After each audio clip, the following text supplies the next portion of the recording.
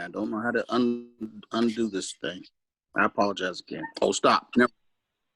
Does that work? It worked. Thank you. Thank you. Thank you. Okay. Learn something new every day. Hey, that's something that I still can't do. I still can't share a document. So I think we are ready to come to order. Welcome to the November meeting of NPU-F. I'm Debbie Skupczynski and I'm chair. We're joined tonight by Kay Stevenson, who is the vice chair. Kay, do you want to wave your hand? Hello. Okay, thank you. And Doug Young, who is the planner assigned to NPU-F, and Kara Shunara, who is taking minutes for us tonight.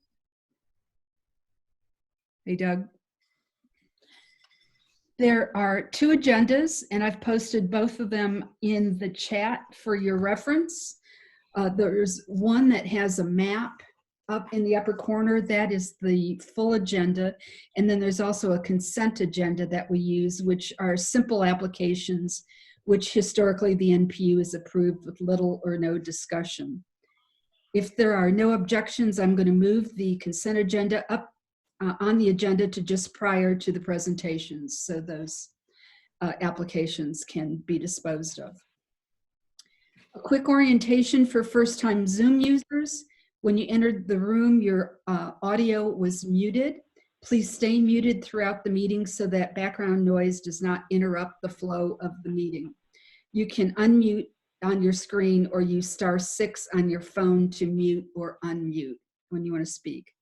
There is a chat room for you to share comments to an individual or everyone in the meeting. For most of you, it will be at the bottom of your screen, and it is called chat. Someone will be monitoring the chat room for comments and questions, but we will only be answering questions if they are relevant to the topic being discussed. Our meetings do follow a town hall format. Most of our votes will be taken using the yes or no votes buttons, which are found at the bottom of the participant list. So if you will look at the bottom of your screen, there is an icon called participants, and at the bottom of that it'll say yes or no, and there's also a raise hand function that we will use for abstain. For most votes, we'll be using the honor system tonight, so please resist the urge if you don't live in the NPU. Zoom also publishes a participant list which lists everyone who is attending this meeting. Your name will be at the top of that list. If there is more than one person using the same device, please include both names on the participant list so we've got a record that you are here. Click on More to the right of your name to find Rename, and you can make an adjustment. If you verified as a resident of the NPU, you'll see a V in front of your name. Those are verified residents. Please, please, please, please do not change that. That's our way of knowing who are verified members. And we'll be using that designation for votes that require more than a majority or when the city requires a vote. If you have registered as a member but have not sent a verification of residency or ownership, your vote will count as provisional and you'll have 24 hours to complete the registration. And then, as you probably figured out, registering on Zoom is not the same as registering as a member. You do need to do both. And there's a link as to verify as a member on the NPU-F website and also on Facebook. Residents of NPU-F may vote on any issues unless they have a financial interest in the application or motion. For example, property or business owners may not vote on their own variances, but they can vote on others. If you're not an NPU resident, business owners may vote if they have met the requirements as described in our bylaws.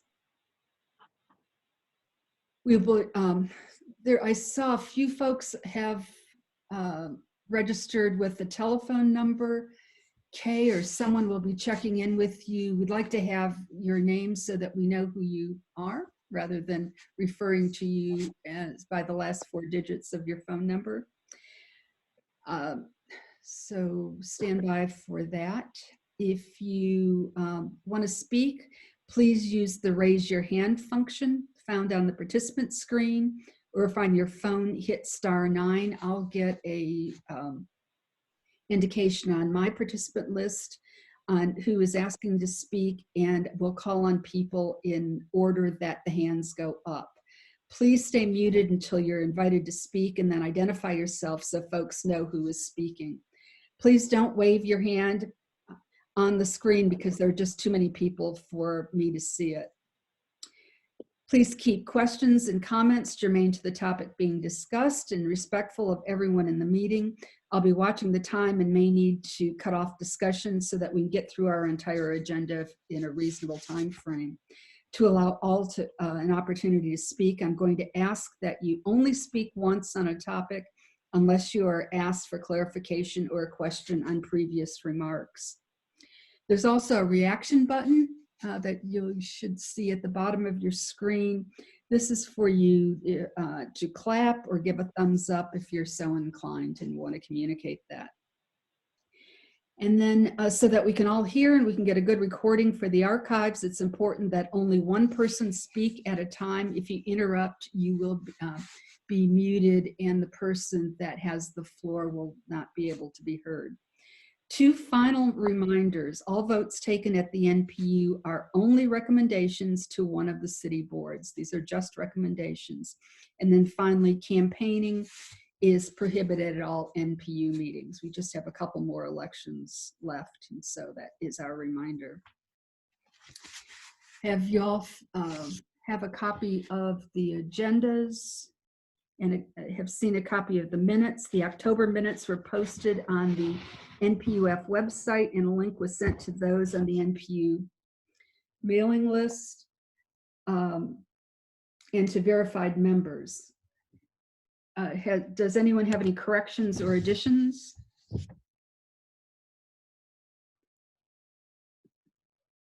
Okay, I don't see any hands up.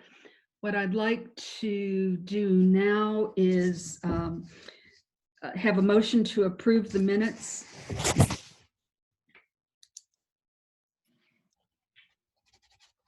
Okay. Would someone make? Move. Thank you, Jim. Is there a second? Second. Was that Dane? Yes. Great, thanks. All those in favor, please use the icons at the bottom of the participant list. Yes, if you're in favor, no, if you're opposed. And this will be our practice vote for tonight.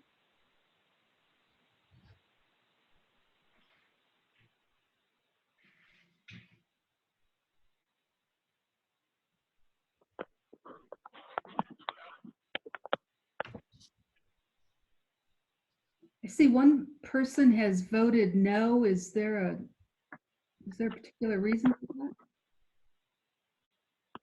Was there an error in the minutes that you wanted? Okay, that was changed. Has everyone voted that cares to vote? Mr. Elliott, you have your hand raised? Did you want to speak? Yeah, I was trying to register for the NPU-F verification form, and it says it's no longer accepting responses. Is that? Yes. I was just responding to you, Mr. Elliott. We close it at noon on the day of the meeting to give me time to get through all the process. I will reopen it after the meeting tonight. Okay. This evening, you can vote provisionally. After the meeting, you can register, send me your verification, and then that will change your vote to verified. Thank you. Okay, thank you. Has everyone voted that cares to vote? Okay, seeing none. The voting is closed and the minutes are adopted with 15 yeas and 0 nays. Thank you. For announcements, there will be a final vote on proposed changes to the bylaws and the policy sheet during old business tonight. That's towards the end of the agenda. A copy of proposed changes was reviewed at last month's meeting and sent to those on the NPU mailing list and all verified members. They will also be posted in the chat a little later in the evening once we have most people have joined us. And then finally, there will be election of officers, NPU officers for 2021 tonight. Under new business, nominations will be taken from the floor at that time. Are there any other questions before we get to reports from city department representatives? If you have a question, just raise your hand. Okay, seeing none, let's, we're gonna work our way through the list. Major Rees, I saw you, or do you have a report tonight? Sure, if that's okay. Absolutely, glad to be here. All right, good evening, everybody. Hope everybody is well. I wanted to go over a couple things. I had sent some information to Kay, and I'm sure she's very proficient at her job, that she sent the information out. But I just wanted to talk briefly about a series of robberies we had that affected part of NPU-F. So two in particular were on North Highland. It was back on the 6th of November. So what we had a situation where a couple of individuals were in a vehicle, a SUV, and they essentially were going up North Highland Ave. They ultimately made their way over to Seminole Ave, Irwin, and Astoria, and they just committed pedestrian robbery after pedestrian robbery. So we were always just behind them, but ultimately our discretionary unit, our crime suppression unit, was able to locate the vehicle in question, detain them, and ultimately we were able to put immediate charges for the most recent robbery that evening, and then our CID unit, our robbery unit, was able to work and get arrest warrants on all of the others. So it was a total of 5 pedestrian robberies over a very, very short amount of time. But we were able to get those individuals into custody and stop that. So I wanted everybody to be aware of that. It was, obviously it was traumatic for the victims, but it was successful on our part in getting them into custody in a fairly efficient time frame. So I wanted to update you guys on that. And then of course, you guys know the holidays are coming up. You hear it quite often, but I just wanted to put out the friendly reminders. We struggle with vehicle break-ins, especially in this NPU. You guys are all well aware.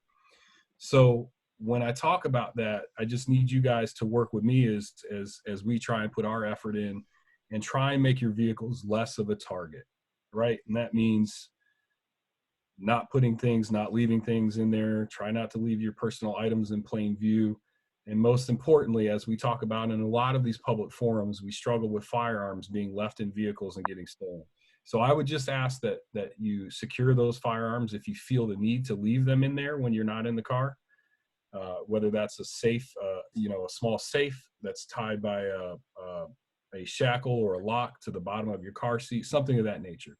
So that's just something to just push a friendly reminder, because, we go into the holiday season. I understand we're in the COVID time, but still people are going to shop.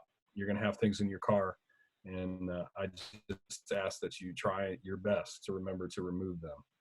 So those are the two things I really wanted to kind of talk about. And then I wanted to give you guys the opportunity if there was any questions. And as I always say, if I don't know the immediate answer, I will get back.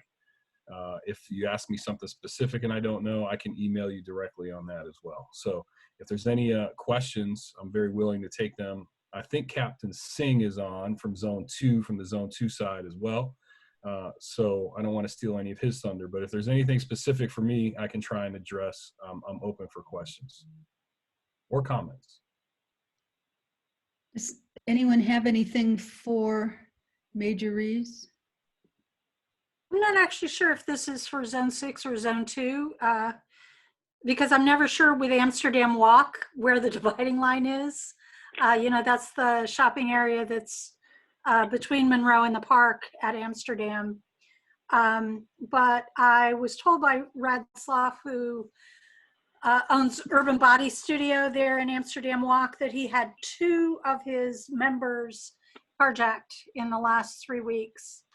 And I haven't gotten details from him, so I was just wondering if either of you know about those incidents, have anything you can tell us about that?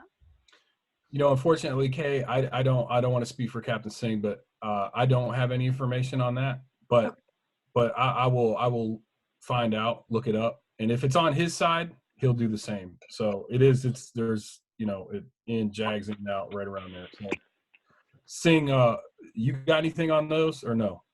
No, it's right on the border of Zone 6 and Zone 5. It's right behind Piedmont Park. So it's right. It's a touch and go.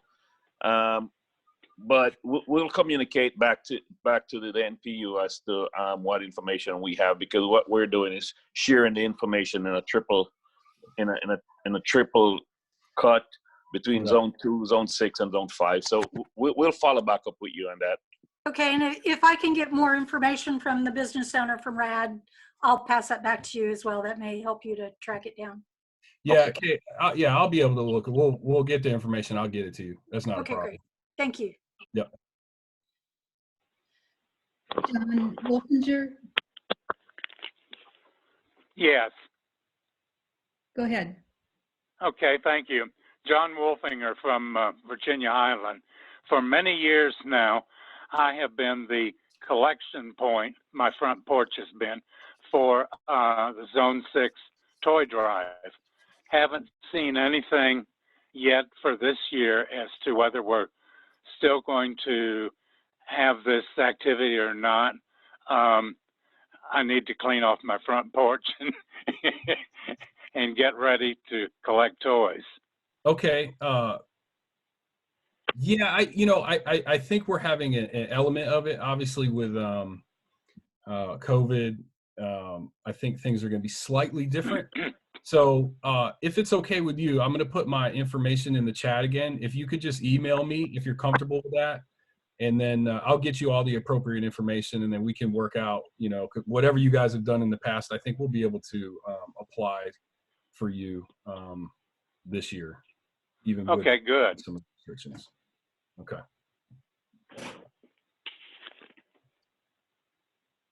Anyone else? I wanted to say thanks to both zones and to Chief Murphy's office for having the community affairs or public awareness meeting on Zoom, and we really appreciated some great information that was passed out, and we're really glad to see that citizen communication going on. Well, I appreciate that, Mr. Hardy, and and I'm sure for anybody else that was on, we struggled a little bit with some of our technological advances or their lack thereof at the beginning, but we tried to recuperate a little bit, and we are going to do more of those. I think Chief Murphy is my boss is going to kind of take the lead on those, and but yeah, I mean, at a minimum, they're productive, even if it's small. Even small production is a benefit to the community as well as the police department. So I would say, yeah, be on the lookout. How often they're going to be, I'm not sure, but it's something that we're trying to implement and put in place. And on a side note, you guys all know I'm accessible. So email me anytime with concerns, text, call, whatever you want. I converse fairly frequently now. Unfortunately, I'm trying to give Kay good news. It's usually for a bad reason. And Mr. Hardy and just everybody else. So you guys know I'm accessible. So if you got any questions, concerns, advice, or complaints, just send them my way, and I'll try my best to get back to you. Great, thank you. Captain Singh, anything you wanted to report from Zone 2? Well, just to piggyback off of what the major said, we work hands in hand. He's got one side of the Cheshire Bridge. We got the other side of the Cheshire Bridge. But if you look on the patch on the shoulder, it's the city of Atlanta. So we hold back nothing. We share information across the board. I must say that the court is getting ready to open in an abbreviated manner, starting within maybe I think next 7 business day. So we'll see some progress in putting some of these folks in jail, and hopefully they'll keep them. regarding the Christmas stuff that you guys normally do up there in Zone 6, as the major said, they're doing it, but in a much abbreviated way because of COVID-19. So I'm pretty sure it's not going to just be wide open. I know that in our precincts there is a couple of boxes where folks are dropping off stuff, but before we take it into the precinct, it's got to go through a certain screening process. We want to emphasize again, and I repeat this, Major Reese, Major Senzer, that we repeat this, that Chief Murphy, Chief Brian, we're everywhere we go. We're having too many guns get taken out of cars, and it's a issue. Too many folks are leaving keys in their car. Over the last maybe 24 hours, the city has seen maybe 20 cars with keys got taken. So we want you guys to help us. The police is going to do everything we can, but we can only do about 20%. The community has to do the 80% by taking the step to not become a victim. As always, myself and Major Senzer is hoping for any email, any phone calls, any conversation that you guys have question on. And if you can get a hold of us, like you said, is always there to take the hit from the first fence. Okay? Any question? Any questions for Captain Singh?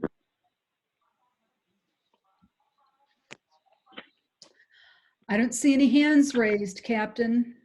All right, Jim. All right. Say thanks to you and Zone 2, as I mentioned, to Zone 6 for all you do for us, and let us know how we can help too.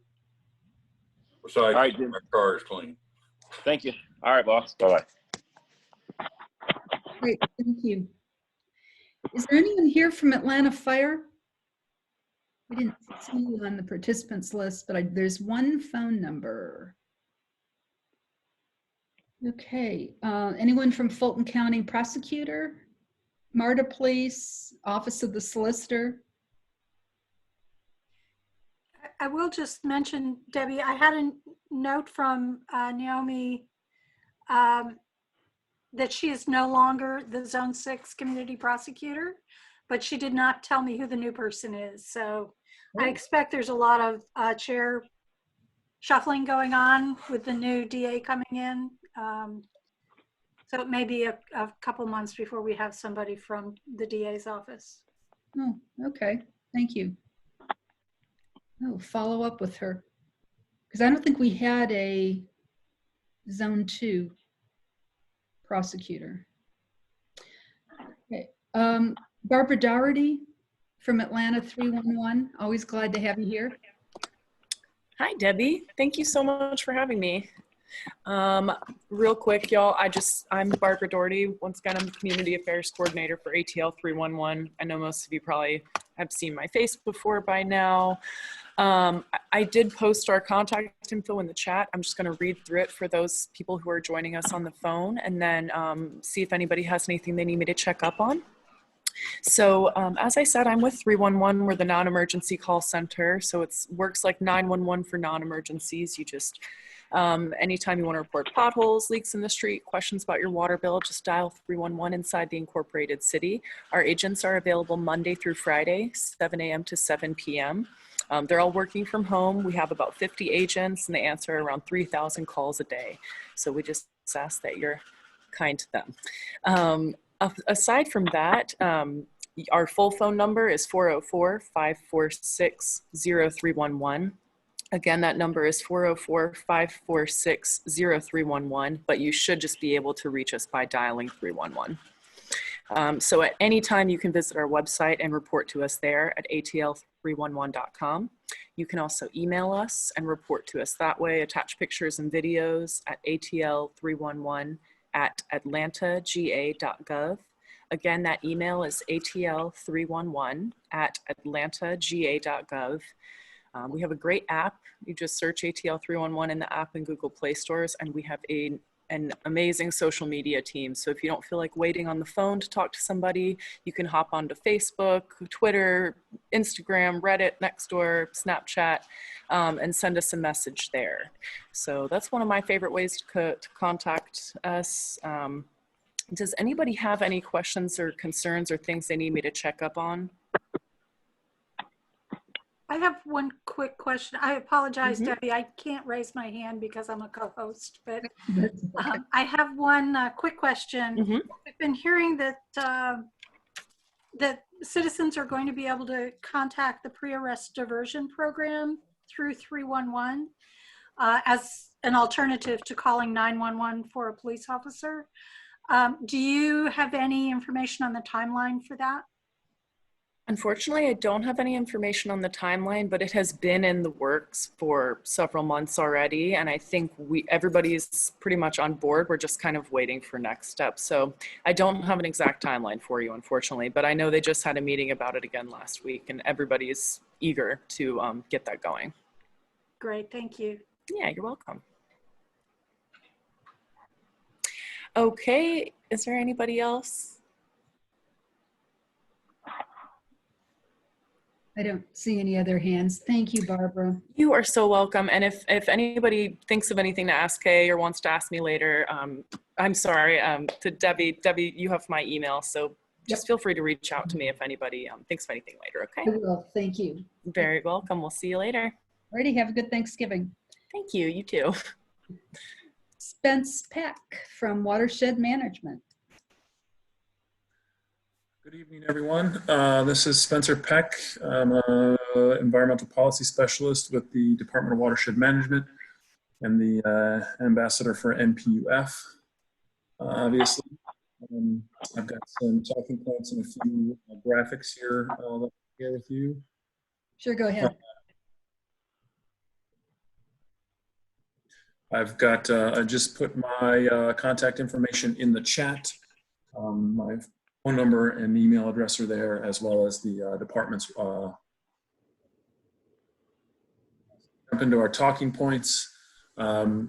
Just wanted to let everyone know that the Mayor Bottoms has reissued an administrative and executive order regarding assisting residents during the pandemic here. And that's been extended an additional 60 days through December 31st, 2020. And this prevents, directs the DWM to refrain from terminating any water services to DWM customers for non-payment. That will, if the pandemic continues, that will likely be renewed because it's been renewed multiple times. There's a possibility that it may not be, so just be aware of that. And thanks to Barbara Doherty for her comments. ATL 311 is a great resource for customer service help for any number of reasons, including reporting stormwater issues, requesting more information about billing concerns. And so please don't hesitate to reach out to them. We want to announce that there's a customer paperless billing campaign for customers. If you sign up for paperless billing for your water bill by January 31st, you'll be entered in a drawing to win an Amazon Echo. And this is just another attempt to help address the impact of sending out paper and making things more convenient for our customers. As you all have noticed, the leaves are falling very rapidly from the trees. And so we'd like to strongly encourage everyone to help us keep leaves out of the drains. These do cause all sorts of problems, can block up inlets and cause street flooding, get into the drains, and eventually have to be removed by our equipment, which costs money. And in the end, they end up make it all the way to the streams. They degrade and add nutrients to our streams, as all sorts of negative environmental impacts. I've got shared on the screen here with I accidentally drew on it, so my apologies. I didn't mean to do that. But this infographic here about composting. I'll share with the chair tonight, and she can add it to the minutes if need be, or if you'd like it, please don't hesitate to contact me. On another note, holidays are coming up, so help us keep your drains and your sanitary sewer system clean by keeping the fats, oils, and greases out of your drain. It's important to not put meat fats, dairy, mayonnaise, grease, bacon, or what have you down the drain, because it will eventually cool down and congeal and can cause major problems. And when it gets to our facilities, it costs a lot of money to get it out of the system. If you've got a bill dispute, got some options. You can file request an adjustment, you can file a dispute, and you can file an appeal. This infographic shows more information about that process. There it is right here. It just walks you through some of your options. All that can be done by visiting ATL311.com or calling the ATL311 within 6 minutes. I'll also send some updates about the Water Atlanta projects to the chair to be shared in the minutes, but none of those are pertinent to NPU-F. So with that, concludes everything I have brought for tonight, and I'm available for questions. Spencer, you mentioned early on about something with a billing campaign, but the sound kind of went out just when you were explaining what it was. Would you tell us about that again? Sure, yeah, so it's a paperless billing campaign. So if you sign up, like many companies do now, you can receive your bills paperless. And that does a lot for the environment in terms of printing and ink and paper and postage.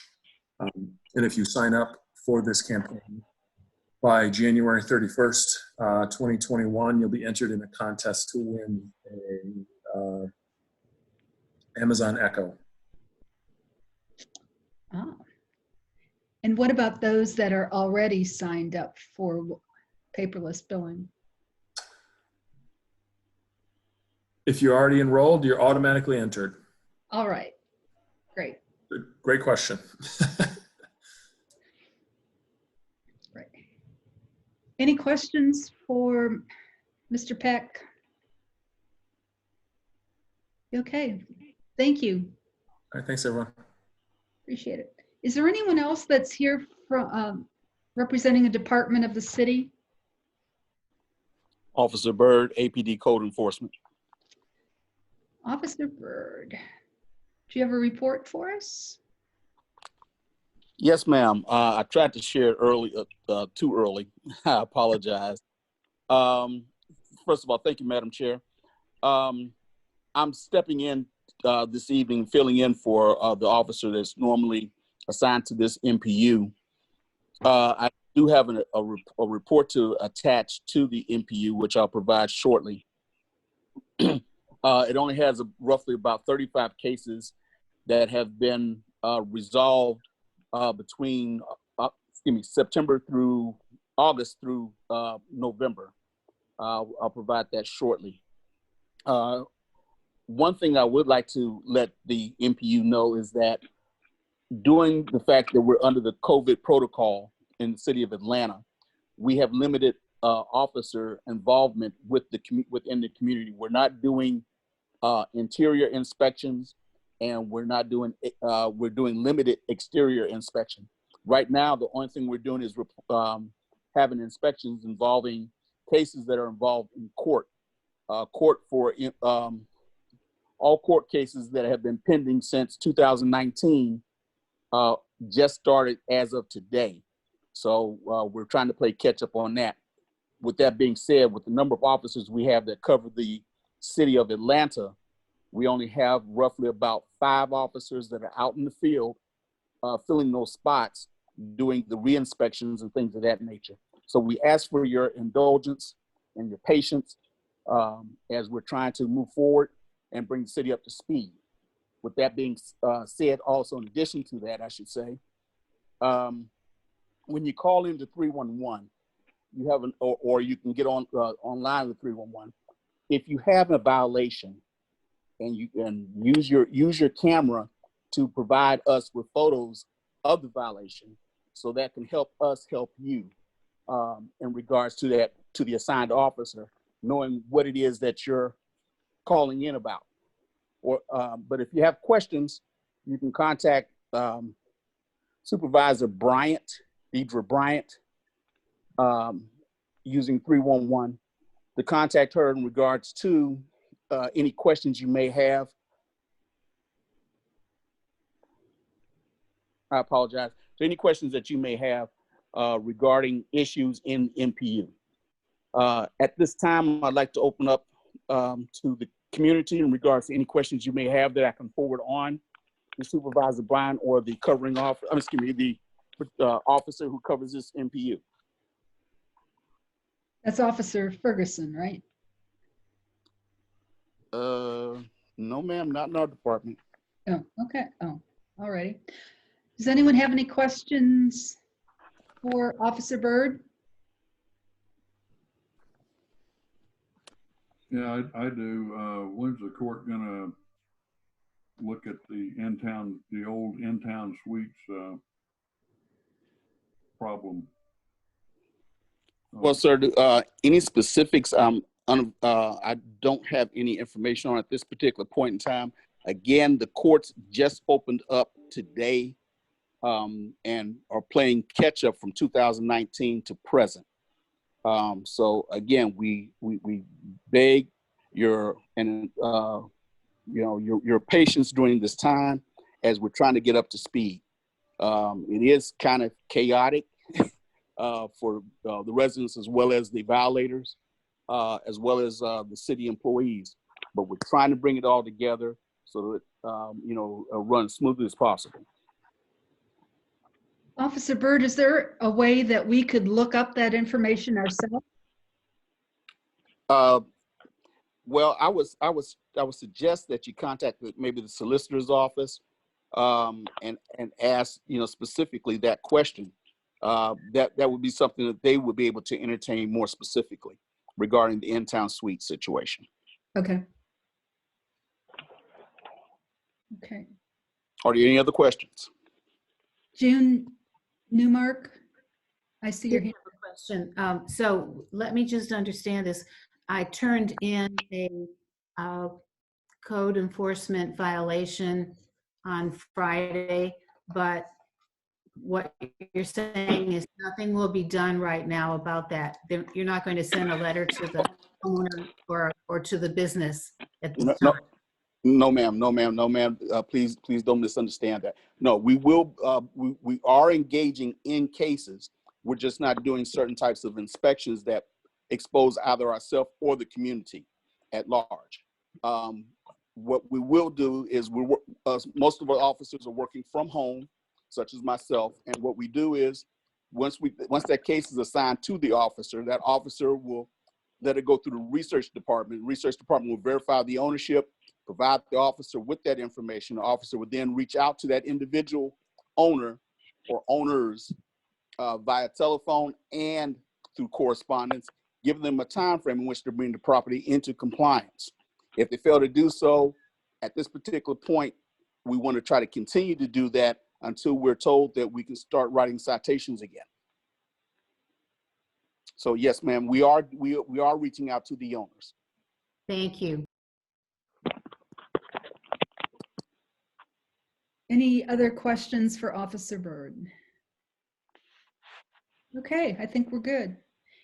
Thank you, ma'am. Thank you.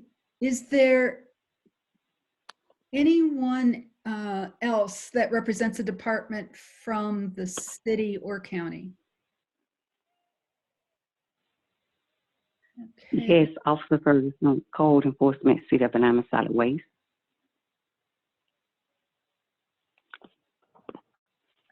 I'm sorry. Did you want to speak? Officer Ferguson, City of Atlanta, Solid Waste, Code Enforcement. Okay, Officer Byrd just spoke.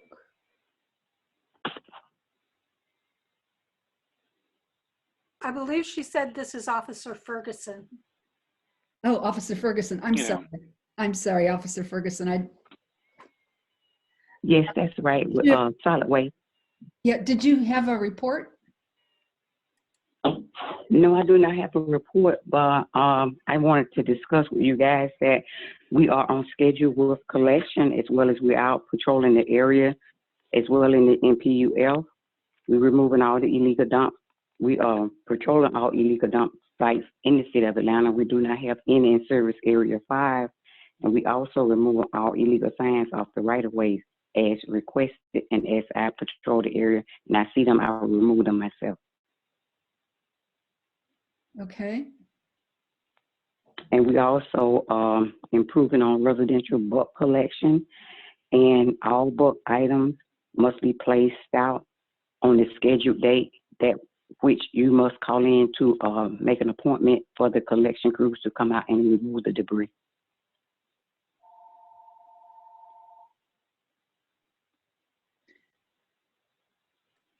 Okay, and the way you request an appointment is from the your website? Yes, we'll call 311. Okay. And it must be brought out the day before collection. We do not want it out prior to collection. Okay. Anything else?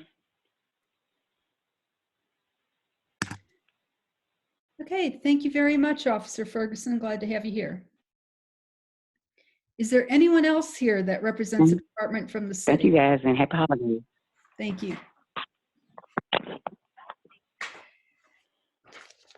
If there's no one else, then we'll move to comments from elected officials. I saw that Council Member Michael Julian Bond is with us tonight.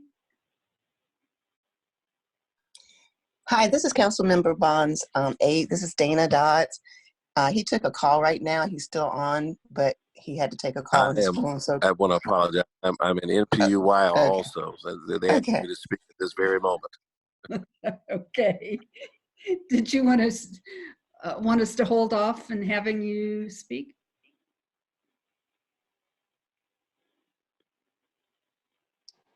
I think Hello, so. I've just closed out at NPU-Y.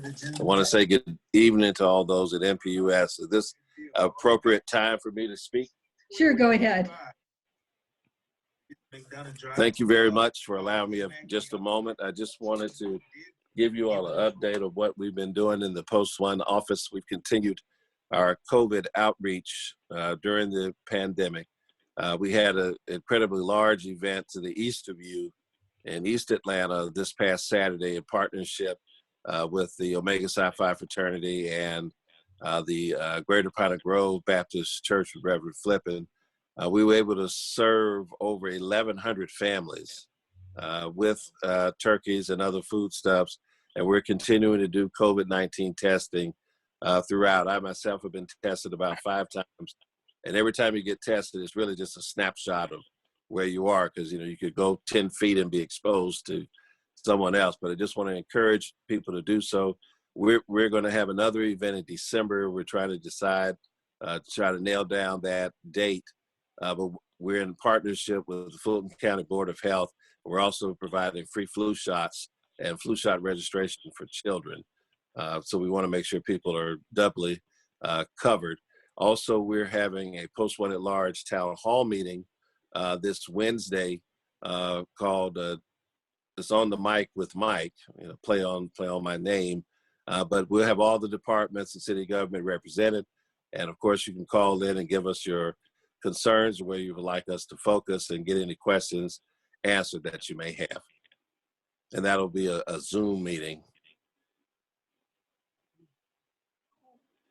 And with that, I'll pause for any question or anything that anybody might have.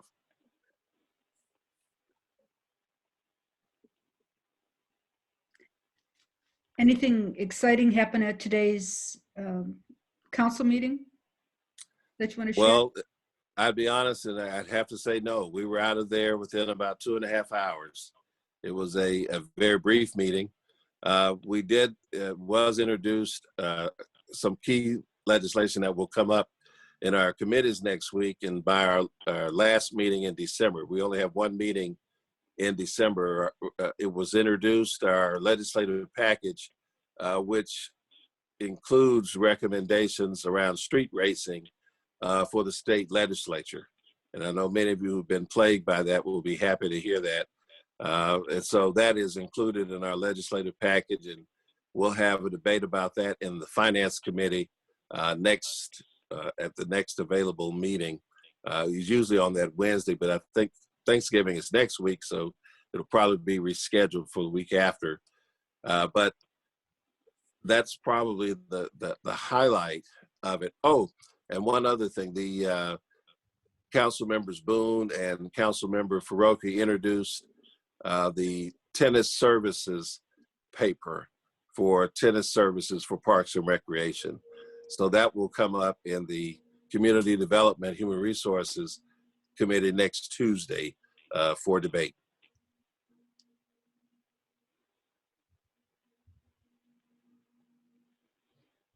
And what will that legislation do? Well, you know, the tennis contract for the entire city has been rebid 3 times. And each time the bid prior to this, the bid was thrown out. When it was bid this last year, it was awarded not to the present company, but to a company out of DeKalb. And so there was a lot of criticism of that award. So the council did not take action. It was filed. And so we set it aside. And now I believe that they have resolved to bring that award back because the city has not done a good job, I'll just be frank, in managing the tennis centers since there has not been a selected operator. And so I believe they're trying to get an operator in place so that we go into, because, you know, Atlanta is really ground zero, not just in the Southeast, but around the country for tennis participation at almost every level. And so they're trying to get the contractor in place so that they can resume the programming. Great. Okay, great. Thank you. Does anyone have any questions for Councilmember Bond?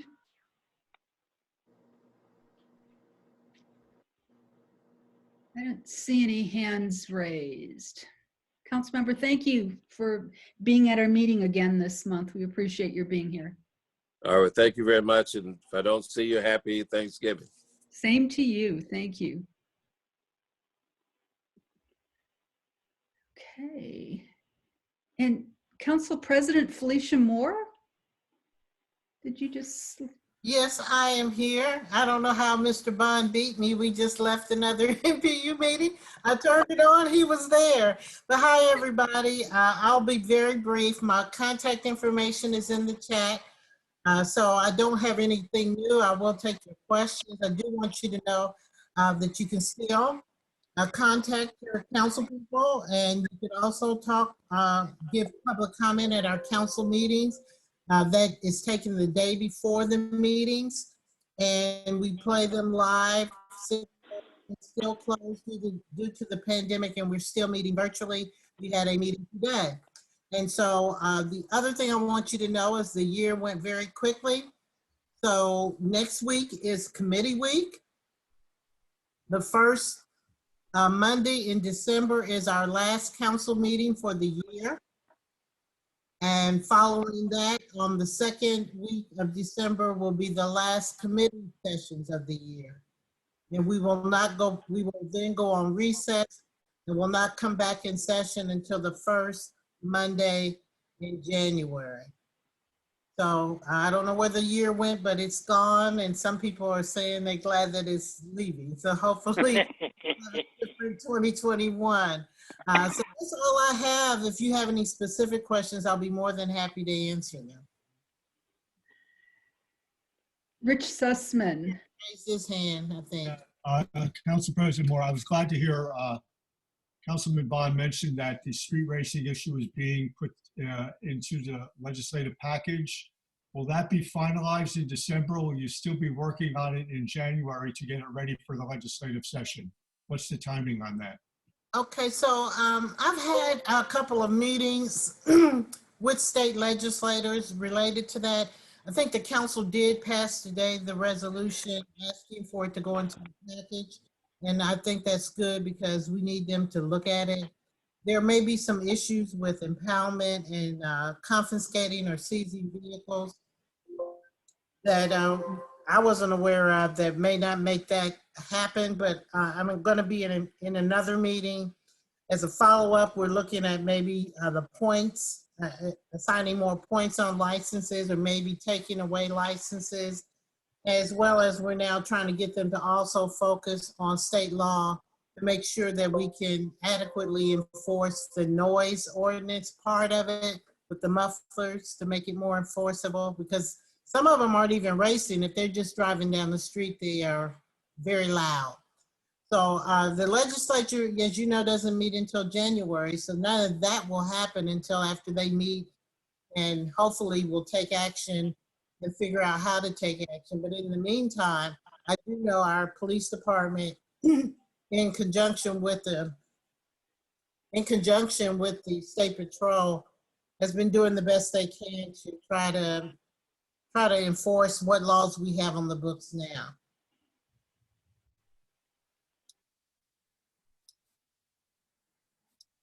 I think just one more comment. I know this is not a problem that's confined to the city of Atlanta proper, that our adjoining municipalities and counties are inflicted with the same problem. So I think it would behoove the council to reach out maybe to other municipalities too, so that there's a comprehensive or a program put together at the state level that'll affect all of us, all the municipalities. That's fair and equal to everybody. I agree, and I know the police department are working in conjunction because it's primarily right now, it's Fulton, Cobb, Gwinnett, and DeKalb counties is where they're kind of focusing, they're moving around, and so the police departments are working and communicating with each other, because like if they run them out of city of Atlanta, then they'll let DeKalb know, hey, they're on their way there. And what these groups are doing are popping from jurisdiction to jurisdiction. And the calls I've been on, there have been other jurisdictions on the calls as well. So people are talking to each other. Great. Any other questions for Council President Moore? Thank you. Have a good night. Thanks for joining us. Have a good holiday. Are there any other elected officials? I've scanned the participant list a couple times and I didn't see anyone else. But I don't want to overlook you. Okay. I don't see anyone else. I'm going to quickly move to the consent agenda. There are 2 applications on the consent agenda. These are items for which there should be no discussion, and we'll just take a vote to accept the recommendations. The first is the Piedmont Park Arts Festival, which was originally scheduled for the spring. They changed the date to August, sometime in May, and now they've changed it to November 28th and 29th of this year. We'll see if that actually comes off. It's a Class E event, 1,999 participants, apparently exactly. The NPU originally supported this application in January of, at our January meeting, and the recommendation is to continue to support.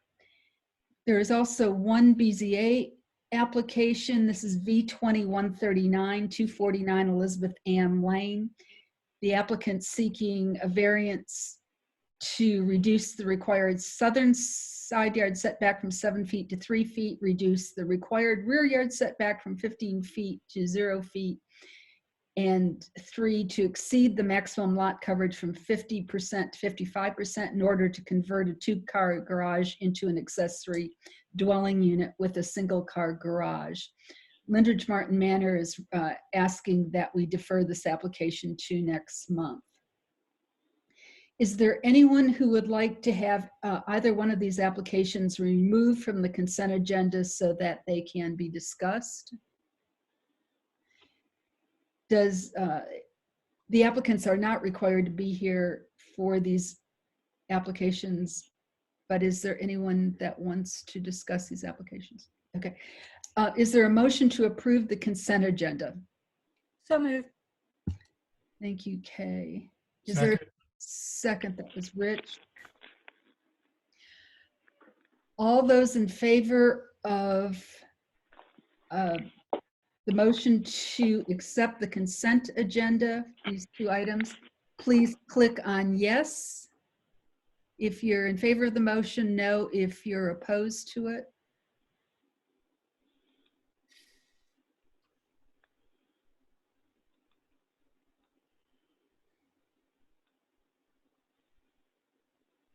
Has everyone voted that cares to vote?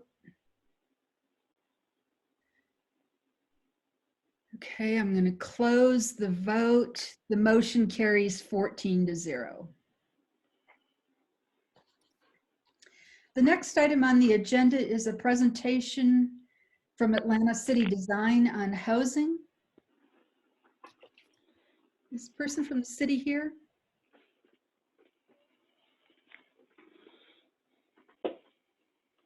This was actually was on last month's agenda and they weren't here either. Doug, do you know who was going to do this presentation? I know the staff people who are involved, but I don't know who was going to be doing the presentation itself. I will make a note to follow up with my colleagues about what's going on with that. Yeah, this is the second month they haven't showed. Okay. All right, I'll make a note of that. Great, thank you. Okay, neighborhood and committee reports. Lindridge Martin Manor, do you have a report? No report. Okay, you did have an annual meeting last month. We had an annual meeting on November 11th. It was very successful. We reheard Mr. Warnock's revised rezoning application, and it was denied 85% to 15%. Okay. We also had a report about there's a joint committee amongst about 5 different neighborhoods in dealing with the homeless problem in our area. I think there may have been a meeting with GDOT last week, but they are finally having a meeting with GDOT, or they just had a meeting with GDOT and the Atlanta Police Department to try and figure out in a holistic manner how to deal with this situation. So people are very concerned. It's a major issue in our area. And we're not just looking at it as a police enforcement operation, but really a social problem that has to be addressed in a wide spectrum of services. Okay. Rich, was there an election of officers? No, that was last year. So we're 2021. 2021. Okay, so Kevin is still president. Okay. He's still president, kicking and screaming. Okay. Piedmont Heights. Hi, we also had our annual meeting back on the 8th of November. Had good reports from police and council members and Heritage School. Elected a new slate of board members, and the board members will elect new officers at our January meeting. Additionally, we did, in conjunction with the High Alliance, Business Alliance, we did a pretty significant cleanup around the old in-town suites. We had 20 volunteers, including June Newmark. We really appreciate June's help. And we we picked up a whole dump truck full of trash and yard trimmings from there. And open up the view of that hotel so that people passing by can see it more and maybe throw up more, but maybe get the city working on it. It not only is an eyesore, but it's become a major safety problem. Somebody has torn down all of the metal railings, and that creates even more of a problem than it was to start with. So that's all I have. Thank you. Okay, thank you, Jim. Morningside Lennox Park. Do you have a report?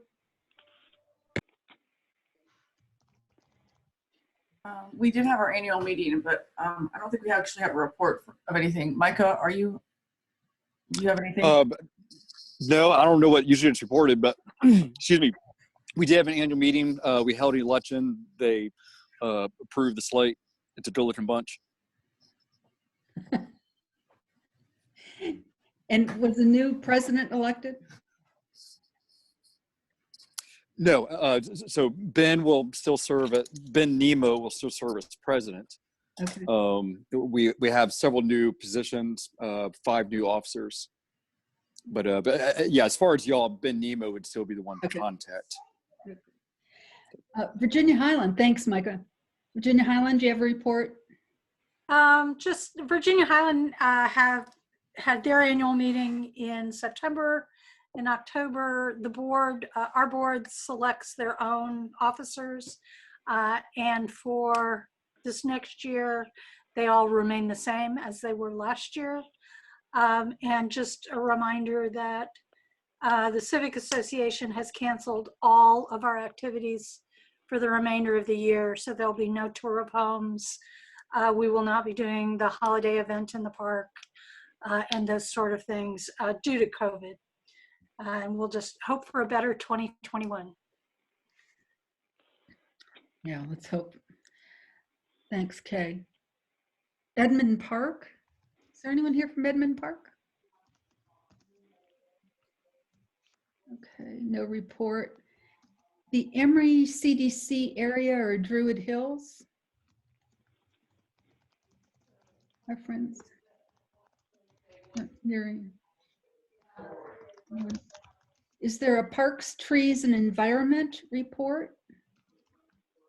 The only thing I would suggest from a tree standpoint, with the storms we had recently, we had a lot of trees come down, and I would just recommend to any homeowner that if there is a tree that looks hazardous, get an arborist out there to check the safety of that tree, particularly if it's close to your house or it's close to your neighbor's property. It could be a hazard. With all the crazy weather we've had, trees are coming down at an alarming rate. So just be cautious and talk to a professional about the health of that tree. Good advice, thank you. Public safety. Jim, do you have a report? Just with the holiday season coming up, be careful. The police gave some pretty good advice on what to do for the holiday season. And also, if you can get a hold of Kay Stevenson's Virginia Highlands public safety report, that has some really good suggestions too. Thank you. Thank you. We don't have an education chair this year, but I do have a chair report. As you know, between meetings, the NPU does continue to do work, and I wanted to give you some background on some of the projects that we've been working on. The first is that the NPU has received 2 SAPs in the last few weeks. The first is Beltline 20044 at 1856 Piedmont, 600 Wimbledon. It's on that corner. This is a Beltline SAP for the BP gas station across the street from Sprouts. Last year, you may recall the NPU approved a variance that would be back in April of 2019 at this location when the station was renovated and the building was moved closer to the residential property behind it. Piedmont Heights reviewed the SAP and reported no concerns or comments, and those were shared back with the city. We've also received an SAP, and I don't have the number for that, but it is for 841 North Highland. The Virginia Highland Planning Committee is reviewing this SAP, which is proposing the development of a small medical office, 32 dwelling units, and sufficient parking that will accommodate the off-site parking special exceptions for the bars and restaurants in the Atkins Park node of Virginia Highland. The 841 North Highland is what we have referred to as the Landau lot or the former Hess lot, just to give you a point of reference. Comments are due back to the city the week of December 1st. If you have an interest in this SAP, let me know, or you could contact the Virginia Highland Planning Committee. I do have an electronic version that I can share. The next thing is I received a notice yesterday. The city building department has issued a stop work order related notice noting that, let's see if I can summarize this because it's kind of long. They've issued a notice regarding property code enforcement in the COVID world. The notice states that they are aware of an increase in illegal construction and violations, and that the illegal construction is heavily impacting neighborhoods, particularly historic districts in Atlanta. They are now issuing stop work orders for the following violations: illegal and unpermitted use of a property. Notice that's the use. Unpermitted property construction and construction activity beyond the scope of the permit. The notice says Atlanta residents are encouraged to report illegal construction work or activity by contacting the Department of City Planning at, and they've got a new email address. It's codebustersdcp@atlantageorgia.gov or by calling 404-865-8550. So I know I've received a number of calls about some illegal activity and didn't have this resource, but this sounds like the city's taking, finally taking some interest in slowing down the illegal and unpermitted building. Debbie, if I could add to that right quick. Sure. Could you repeat that Codebusters again, please? Pardon me? Could you repeat that Codebusters email address? Yeah, codebustersdcp@atlantageorgia.gov. And I'll put that up on the chat. And Doug, you wanted to add something? No, I was just going to add that the historic preservation team, were involved in that conversation. And so the idea is that there would be a more centralized email and phone number to collect building permit related violations and use violations. And the city is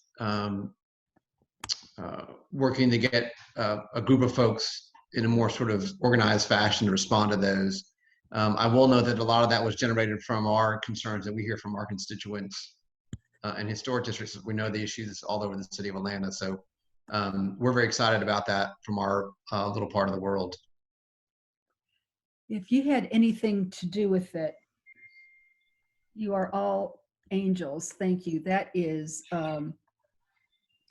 it's been a thorn in neighborhood sides all over the city. Because there's been no single person that would answer the email when someone had a complaint. Okay, let me finish typing up this chat. There we go.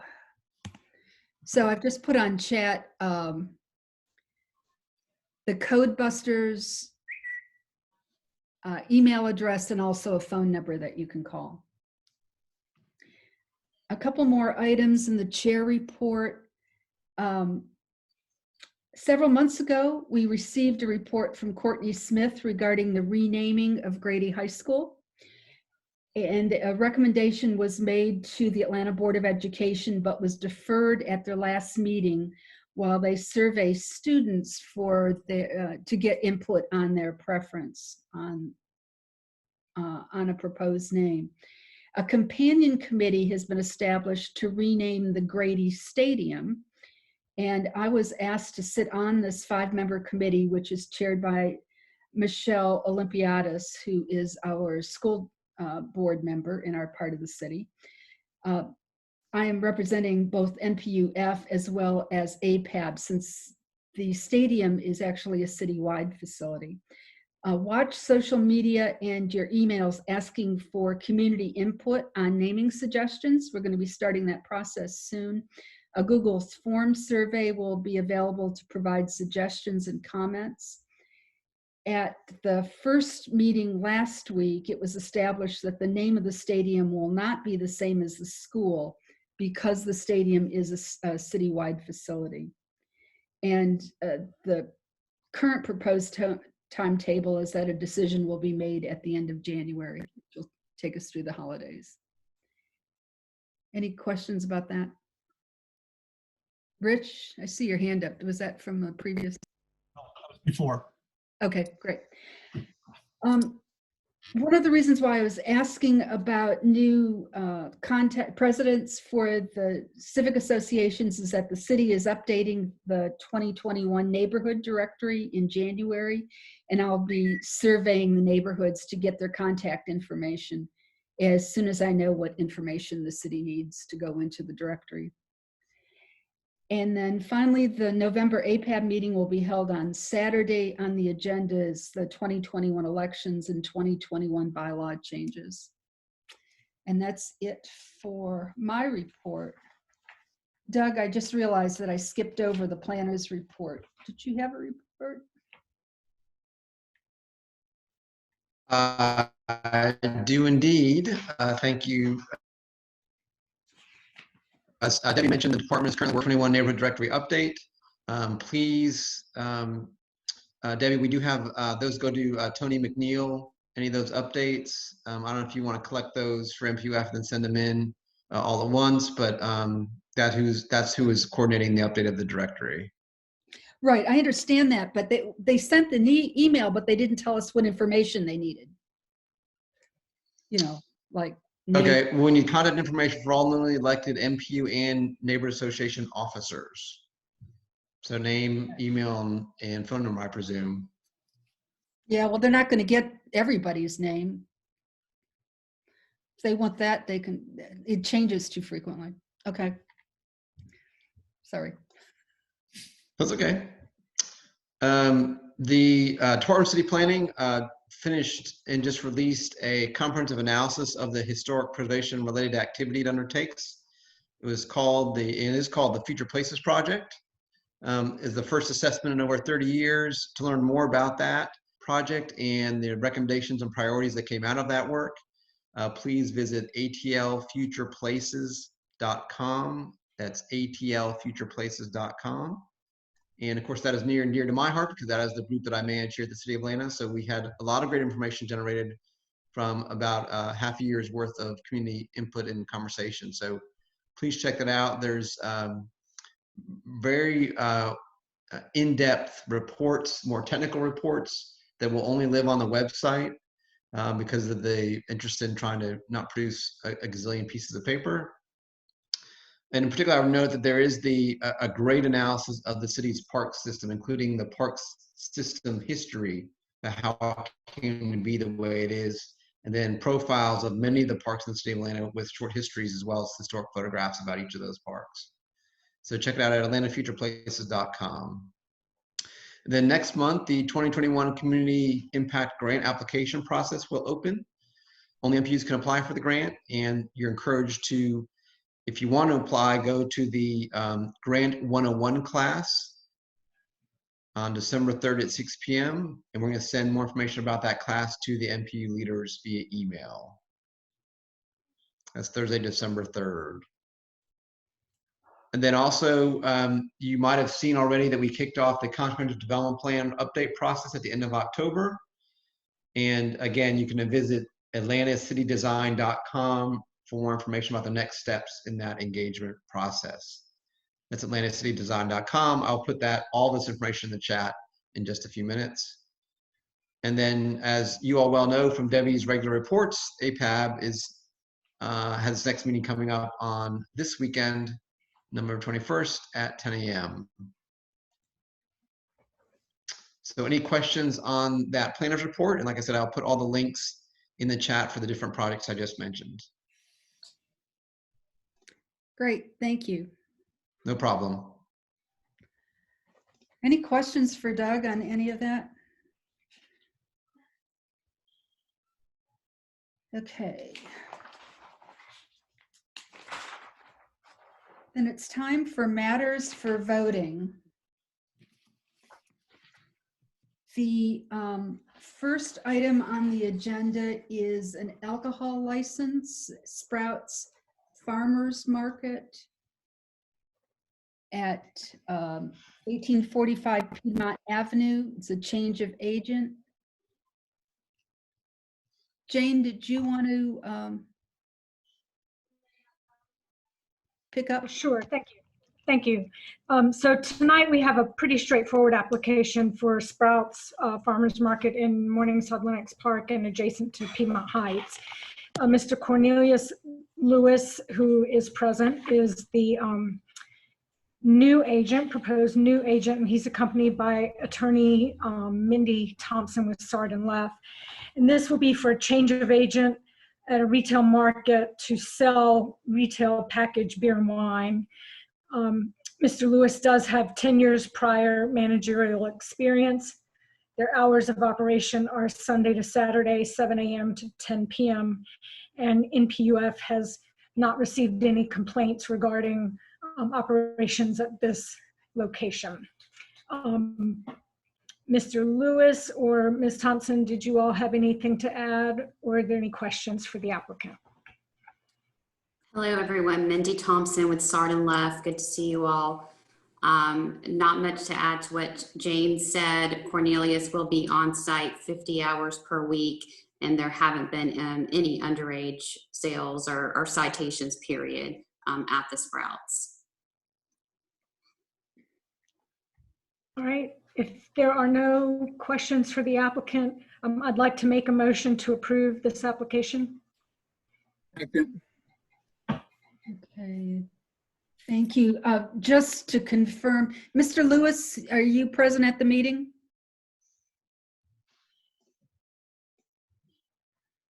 Here. Mr. Lewis, can you confirm you're present, please? Mr. Lewis? He's there. I hear him speaking, but I can't, I see him speaking. I can't hear him though. Just said he was present, which he is. Okay. Okay, great, thank you. Okay, there is a motion on the floor to recommend approval of the alcohol license request for Sprouts Farmers Market located at 1845 Piedmont Avenue. All those in favor, please click on the yes button. Those no, please click on the no button. And if you're abstaining, you can click on the little hand.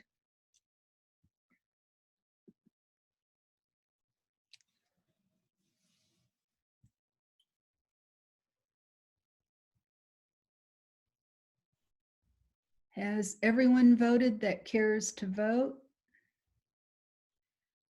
The voting is closed. The motion carries with 17 in favor, no opposed, and I don't see any hands raised, so no abstentions. Thank you. Motion carries. Thank you. Thank you. Mindy and Mr. Lewis. Hey, happy Thanksgiving, everyone. Thank you. Same to you. Debbie, was that 17-0 or 17-9? 17-0. Thank you. Thank you. The next item on the agenda is V2138. This is 914 North Highland Avenue. The applicant seeks a variance from the zoning regulation to exceed the maximum total floor area of an accessory structure from 30% of the main structure to 43% of the main structure in order to construct an accessory structure or a detached garage. Is the applicant present? Yes, I'm here. Can you hear me? Yes, sir. Hey, Mark.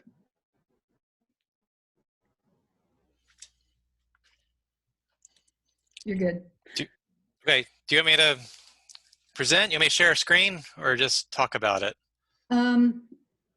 You can just talk about it if you want. Okay. It's I'm representing Zoe and Phil Lancaster, my clients, at 914 North Highland. They had a large tree come down, I think about a year ago, and it opened up the opportunity to put up an accessory structure. They like to park 2 cars there, and then they're both artists and craftspeople, and they are very excited about having a dedicated studio place on the 2nd floor. The house is not not very large. I mean, it's a large house, but it's not large enough to so that the 30% rule works. So in other words, we'd like to increase the ratio of the accessory structure to the main house to 43%, I believe, and that's the only variance we're looking for. We're a little bit less than over the maximum for lot coverage. I think we're at 46%. We are maxing out floor area ratios. So this will be the last project they do in terms of adding area, and we're within the setbacks, taking 5 feet credit for the alley behind their house. And Zoe and Phil have circulated letters to their neighbors. I think they've I don't have the addresses memorized, but I could pull a map up if you want. But it's 2 either side, 1 behind them, 2 across the street. And I think they've gotten responses from all but 2, and then they have proof of mailing receipts for those. Okay. Virginia Highland? May I just ask if there are any neighbors here that want to comment on this? Virginia Highland Planning Committee and Board unanimously recommend approval. I want to point out that what we're ignoring about the accessory building piece, we're not ignoring the 50% overall lot coverage rule at all. But because the door to this question has been opened wide by the availability of accessory dwelling units now, and because many lots, and certainly Morningside and Virginia Highland are undersized, we still are adhering. We've never approved one that was over the 30% and over the 50% without addressing the over the 50% issue as a separate issue. So I just want to make that point clear. And in any case, both approved, and I make that motion here. There are no stormwater or other tree issues involved.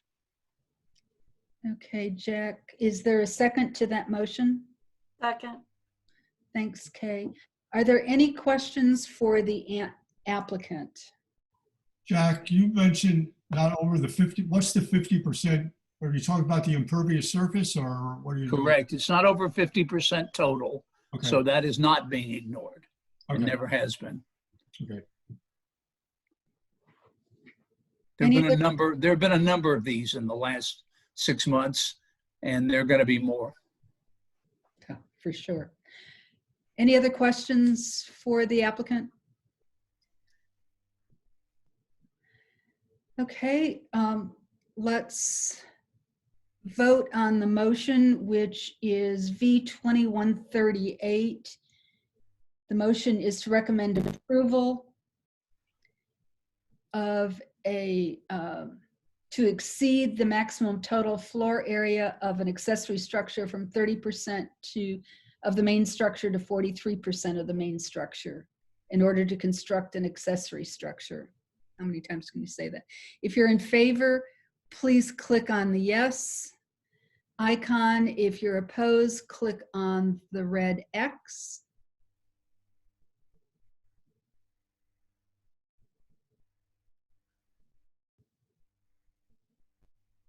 Has everyone voted that wishes to vote? Okay, the vote is closed by a vote of 8, is it 18 or is it 16? I can't, this is very tiny print. 16. 16 to 0, the motion carries. Thank you. I have new glasses. Okay, thank you. The next application is V2140 827 Brookridge Drive Northeast.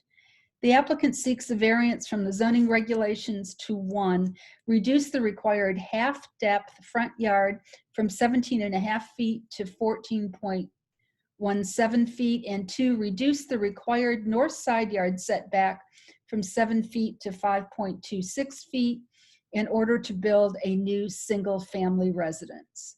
Is the applicant or the representative present? Yes, we both are. Great, thank you. Do you want to give a brief summary of what you're planning to do, please? Yeah, sure. I brought our architect, Mike DiCarlo, here to kind of review that. I'm a resident of Morningside, have been for 8 years now. And so we found a property we really like that we want to build on Brookridge. And so we brought in Mike to design that for us. And the lot itself is a bit challenging, being on a corner, and the existing structure that's there is within these setbacks. So it's essentially mirroring the existing structure that's already on the lot. So Mike, I don't know if you want to expand on that. Yeah, we're actually just looking to match the side street setback. It's currently 14 feet, and that's where we'd like to be. And for the interior side setback, the house right now is more about 3 feet, and we're actually trying to only move that to 5. So it's not like the house is at 7 and we're being more non-compliant than what's there, but we're actually we don't want to get that close to the side property line and, for safety reasons and whatever. So we're asking for 5 feet on the interior side. But those are the only variances we're looking to do. The topography is really steep around the sides, but I think we can manage all the lot coverage, the floor area, the trees. Federico has met with the neighbor, so the same neighbor owns the properties to the rear and to the side from him, and I understand they had a nice meeting and seem to be on the same page with the work that we're doing. Okay, Virginia Highland. Yes, before I comment, is the neighbor, any neighbors present that want to talk on this? The applicants did meet with the neighbors who were wanting to make sure they understood the impacts of trees. So the same neighbor happens to own the lot behind them and the lot beside them, bought for nice reasons to try to preserve the heavily wooded area across from Grant Park. And I think everything is everybody's of a mind now, and the construction is going to be managed carefully, and there'll be good communication. All will be well. This will invoke the stormwater ordinance, of course. There are a couple of large trees right along Crest Ridge that are of dubious health. One of them is a magnificent pine, and another is a large oak, but they've both been filed with the city for DDH, and they very well may be. And they look like they might be at the end of their life. The city will make that call. In any case, the planning committee and board, the neighbors who were notified, planning committee and board unanimously recommend approval, and that is my motion. Okay, is there a second to that motion? Second. Thanks, Kay. Are there any questions for the applicant or for the architect or Virginia Highland? If so, please raise your hand. I don't see any questions. Are we ready to vote? The motion is to recommend approval of V2140 827 Brookridge Drive, where the applicant's seeking a variance to reduce the required half-depth front yard setback from 17.5 feet to 14.17 feet, and to reduce the required north side yard setback from 7 feet to 5.26 feet in order to build a new single-family residence. If you're in favor of the motion, please click on the green check mark. If you're opposed, click the red X. The votes are open.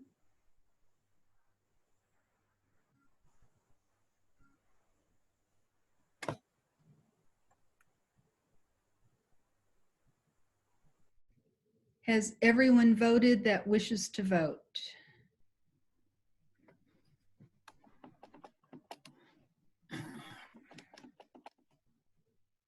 The voting is closed by a vote of 16 to 0. The motion carries. Thanks for having us. Appreciate it. Thank you. Thank you. Thanks, Federico. The next variance is V2146 1056 Maryland Avenue Northeast. The applicant seeks a variance from the zoning regulations to 1, reduce the required south side yard setback from 7 feet to 3 feet, and 2, increase the maximum size of an accessory structure from 30% of the main structure to 33.2% of the main structure in order to construct a new detached garage. Is the applicant present? Yes, I'm here. Hey, Debbie. Hey, Pam. Do you want to go ahead? Yeah, I'm Pam Bullock with PSB Studio Architecture, and I am joined by Christopher Sandman, homeowner at 1056 Maryland Avenue. Currently, there is what can best be described as a 1.5-car garage in their backyard that we wish, it's located about 6 inches off the property line, the south property line. We wish to demolish that structure and build a 2-car garage 3 feet off the property line, so we would be moving further away from the neighbor. And so that's the 3-foot request, and we're also asking to increase the ratio to 33.2% of the main structure. It's kind of an interesting site. It drops off at the back, and so we are putting the accessory space below the garage as opposed to on top of it to not violate the height regulations. And so because the footprint of the garage sets the footprint size for the actual room below, it makes it slightly larger than the 30%. So those are the 2 variances we're requesting. We are not impacting any trees. We have an engineer now working on the stormwater water management plan. By moving further away, we're actually making the property safer and not impeding light and air to the neighbors. Okay. Virginia Highland? Summed it up pretty well. The neighbors are notified. The issues are addressed. Planning committee and board unanimously voted approval. I so move. Great, thank you. And is there a second to that motion? Second. Thank you, Kay. Are there any questions for Pam or the homeowner or Virginia Highland? I don't see any questions or any hands raised. Then I think we're ready to vote. The motion is to recommend approval of V2146, which is 1056 Maryland Avenue Northeast. The applicant is asking that we reduce the side yard setback from a required 7 feet to 3 feet and increase the maximum size of a rear accessory building from 10% to 33% of the size of the main structure. All those in favor, please click on the green check mark. If you're opposed, click on the red X. And the votes are open.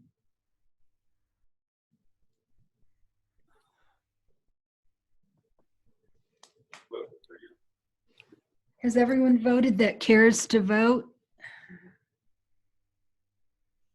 The voting is closed by a vote 15 in favor and none opposed. The motion carries. Okay, that is it for the variances. We now have a text amendment. Thanks, Pam. Text amendment. This is a text amendment that we discussed at length at last month's meeting, Z2069. It's the short-term rental amendment, which prohibits short-term rentals as a use in R1, R2, R3, R2A, R2B, R3, R3A, R4, R4A, R4B, and R5 and PDH zoning districts and for other purposes. The comments that were discussed at the meeting have been sent to the city. It's now time to take a vote. Does anyone have any additional comments that they want to make before a motion is made? Debbie, this has recently been in the paper too about the short-term rentals, and I know it affects, they were talking about Home Park in particular, where structures have been built just to accommodate short-term rentals. And I know the situation that we discussed in our neighborhoods didn't really address that. They addressed either rooms or structures that were sort of incidental to the residential areas in our neighborhood. I think the discussion that went on last week sort of led us to believe that such a sweeping legislation would be detrimental to all types of situations, that it had to be a much more surgical type of legislation. So I would just generally oppose anything that was so sweeping. And I think City Council is looking at this. I think we should oppose this sweeping legislation and let City Council try and work it out. I'm not sure what the answer is specifically to this, but it's something that doesn't need such sweeping legislation. That needs a lot more thought. I know there were some references to some things that worked out in San Francisco, whether they'd be applicable to Atlanta, I don't know. But I think as it is, this legislation is just too general and it wouldn't serve the city of Atlanta. Thank you for your comments. Does anyone else have any comments? Yeah, yes, I do. Hey, Kathy McClure. I spoke at the last meeting. My husband and I are owners of longtime owners of a duplex in Piedmont Heights that we use as a short-term rental and have since 2016. I spoke out against this ordinance, which bans all short-term rentals. The stated purpose of the ordinance was to address the problem of party houses, of residential properties being used as event spaces, commercial event spaces. I wanted to let everyone here know that the City Council has, since the last meeting, enacted an ordinance specifically to address the party house problem. And that ordinance is Z19-76. The other development is, and this addresses Richard's comments, is that there has been an ordinance presented that is 20-0-1656. And that is an ordinance that sets up a structure for regulating short-term rentals, requiring that owners obtain a certificate, pay taxes, comply with existing zoning requirements, parking, etc., noise, all that sort of thing. And I believe, in consistent with Richard's comments, that this is a more thoughtful approach to the issue of short-term rentals. that particular ordinance, and I don't know, I haven't seen that the version that I have my hands on has been modified, but that the ordinance presented, and it was presented by council members Dickens, Westmoreland, Ide, Froke, Brown, and Bond. The version I have does state that an owner can have a rental in their own property and 2 other units. So there is an effort to address the question of numerosity. I think one of the issues raised in this home park situation is that they have operators in that neighborhood that are opening numerous units. So I'm sure that the council, as Richard has suggested, will be considering this complex situation, and it appears based on this proposed ordinance that it is addressing issues as it should. So I agree that this proposed ordinance that's before the NPU at this moment should not be supported. Thank you, Kathy. Clay Elliott, your hand is raised. Yes, hi everyone. I just want to provide some of my own comments. I wanted to agree with Ms. Mickler and Mr. Sussman. I'm a resident, my wife and I residents here in Piedmont Heights, and we currently have an attic apartment that we rent occasionally short term, and we have had precisely 0 complaints about our activity doing that. I mean, we're going to either rent it long term or short term, but the short term model just really benefits us a lot better. It gives us a whole lot more flexibility on what we want to do with it and when we have people there and when we don't. There's just a lot of advantages to a homeowner that I think the legislation's overlooking, and I feel the legislation infringes on our property rights, honestly. So I'm vehemently opposed to it. I also have knowledge of my neighbor has his house rented short term occasionally. I believe he may be on this call. We have no problems with his activity there. I think, the legislation, as Mr. Sussman referred to, was just way too general and broad sweeping and targeted at a very, very small percentage of bad actors in problem situations, when if you look at the situation as a whole, over 99% of the activity is not a problem with anyone. So those are my comments. Great, thank you. Any other comments, or would someone like to make a motion? I move that the NPU not support this legislation. A second. Okay, and that was Rich. Your picture popped up, so I'm going to make a note that you seconded it. Okay, so the motion is for the NPU not to support or not to support the legislation. Is there any discussion on the motion?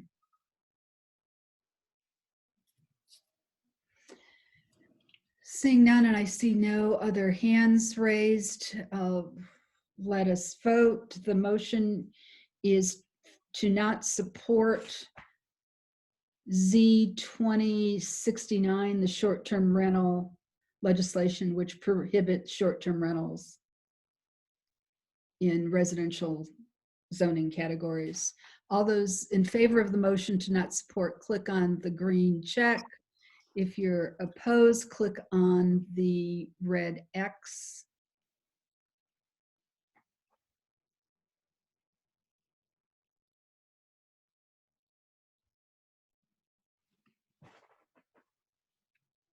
Has everyone voted that cares to vote?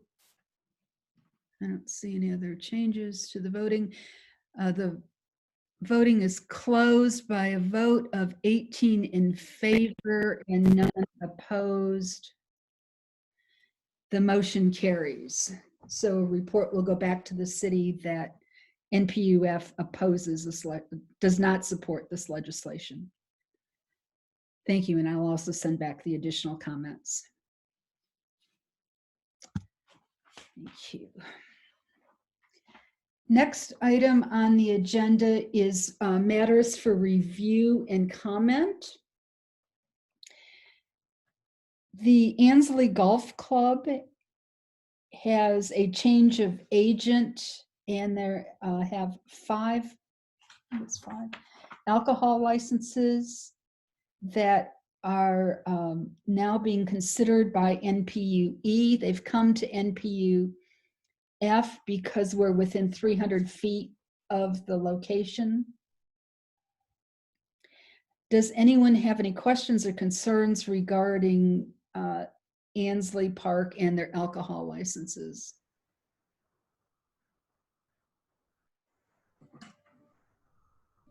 We haven't, we're, I think, the closest neighborhood to them in NPU-F, and we've had no problems at all from them. We've actually used their facility a couple of times for our annual meeting, and no problems at all. Okay, thanks, Jim. Does someone have a oh, I guess there's no motion required for this. Are there any comments that should be sent or made to the city? Okay. So we have no objection. Yeah, well, this is for view and comment, so I guess our comment is no objection. I'd go further and say we support it. You could. Yeah, they've been good neighbors. Okay, we'll send that report to the city. We're now at old business. Changes to the bylaws and policy sheet. And we're moving a little bit faster than I thought. So let me put up the changes in the chat for both of those changes. As I mentioned earlier in the meeting, we discussed both of these at the meeting last month. And none of the recommendations were changed.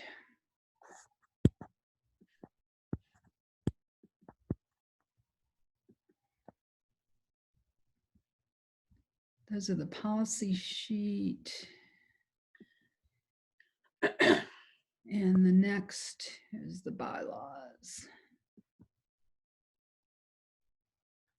Okay. If you want to open up the changes to the bylaws.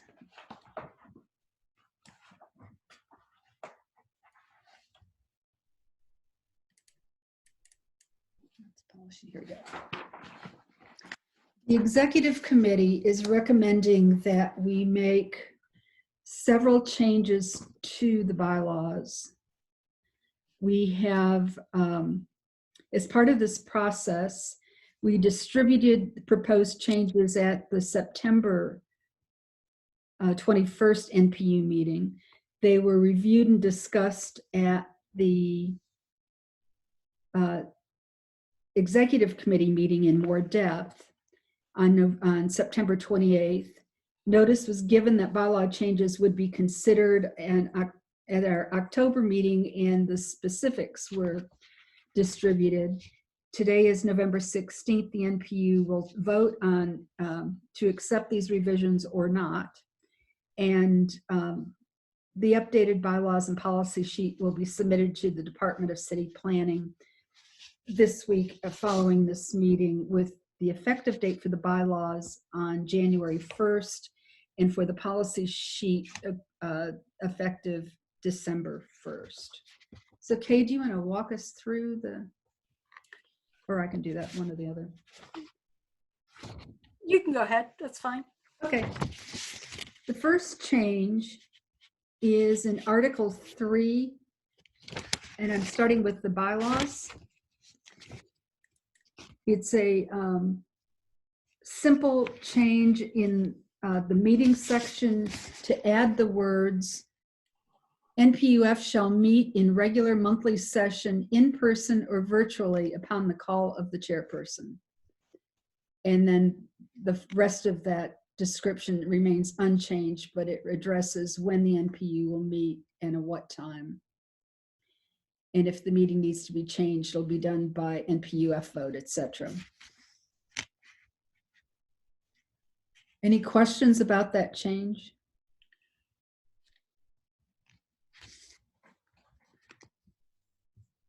Okay. The second change is in the next paragraph under voting, but adds same words. Each resident as defined in Article 2, membership shall have one vote to be cast in person, and the additional words are or virtually. The next change in Article 3 is the following paragraph. Any resident is defined in Article 2 membership desiring to vote at an NPU-F meeting shall sign in on an official sign-in sheet or in the method established by policy for virtual meetings.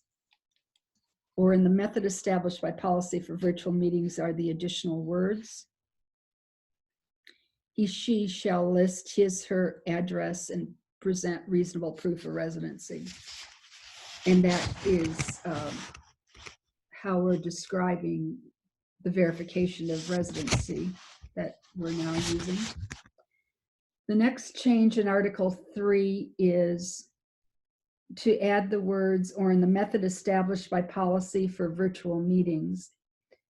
It's added to the sentence, the designee of the corporation or other business entity, organization, institution, agency, or profession shall sign in on the official sign-in sheet or in the method established by policy for virtual meetings. And the rest of that paragraph describes how the business representative will notify the NPU of their authority to vote in for their business. So there are 1, 2, 3, 4 minor changes to Article 3. Are there any questions regarding these changes?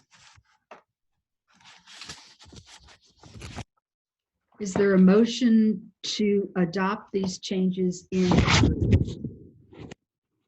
So moved. Second. Okay.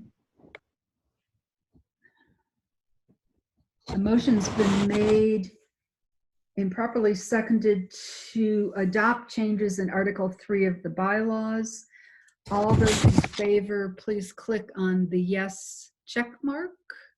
If you're opposed, click on the red X.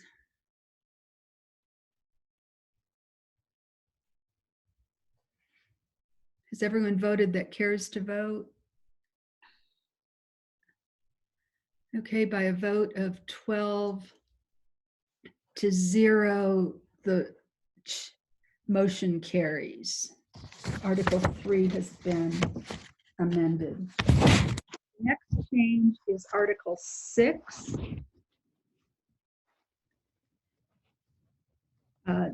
Article 6 addresses the officers of the NPU. It reads, the officers of NPU-F shall be a chairperson, vice chairperson, and secretary, with words added. For all roles except chairperson and vice chairperson, the role may be shared among 2 individuals as co-chairs. And that's specifically allowing us to have co-secretaries, which we've had very successfully for the last year, but it just wasn't in the bylaws then. Any?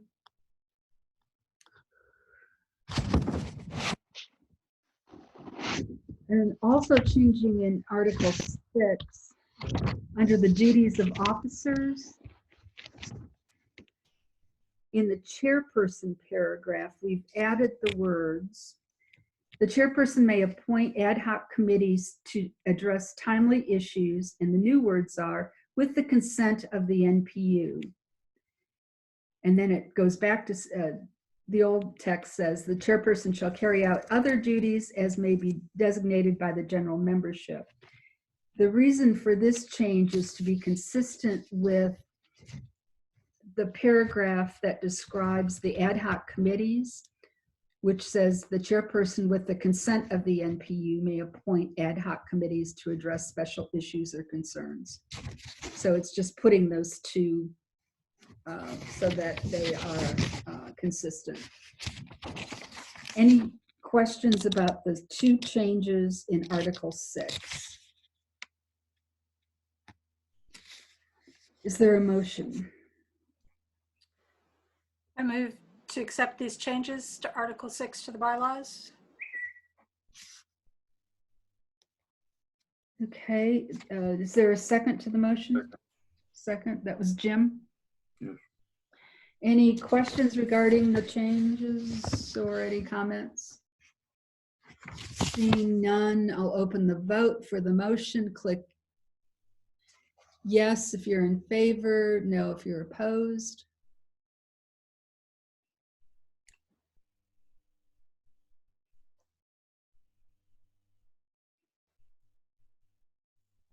Has everyone voted that cares to vote?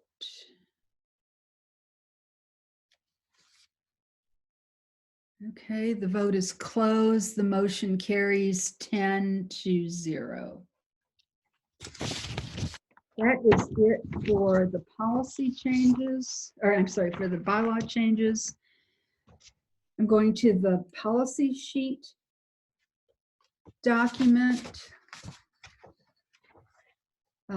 These changes are, well, there's a lot more red ink on this one, but the changes aren't really that dramatic.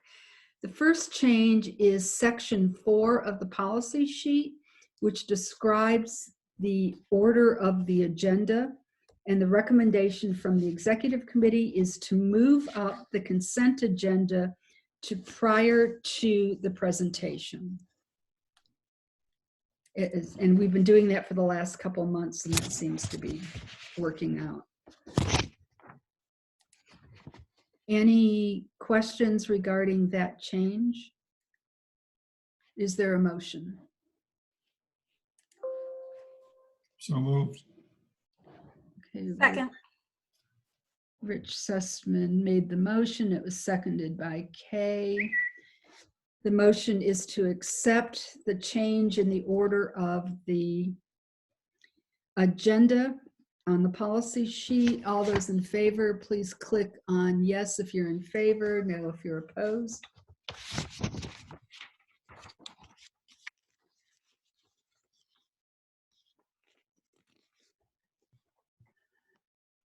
Has everyone voted that cares to vote? The voting is closed. The motion carries with a vote of 9 in favor and none opposed. Dang. The next change is section 7 of the policy sheet. And the change here is primarily to make one of the sentences in this section just to read a little bit more clearly. It is the second sentence. Any NPU-F resident interested in attending such meetings of the NPU-F zoning committee is welcome. It may meet when necessary during the fourth week of each month of day and time decided by the committee chair. Meetings may be held in person or virtually. So there's a little bit of editing and some clarification that the meetings may be held in person or virtually, just like regular NPU meetings. Any questions regarding this change to the policy sheet? Is there a motion? I move to approve the changes to section 7 of the zoning committee, the policy sheet, sorry. In the policy sheet, great, thanks. Is there a second? Second. Thank you, Rich. All those in favor, click on the green check mark. If you're opposed, click on the red X.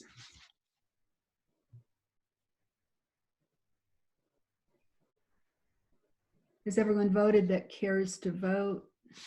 The voting is closed. The motion carries 9-0. The next change is section 11 of the consent agenda under the additional process for variances. But as one word was added, neighborhood reports must be submitted 1 business day prior to the NPU. The current reading is that just 1 day prior, 1 business day prior, which would give the chair, whoever's creating the consent agenda, time to put it together. Any questions regarding that change or any objections? Is there a motion? Is there a motion? So moved to approve. Thank you. Second. Okay, motion by Rich, seconded by Kay. Any discussion? All those in favor, please click on the green check mark. If you're opposed, click on the red X.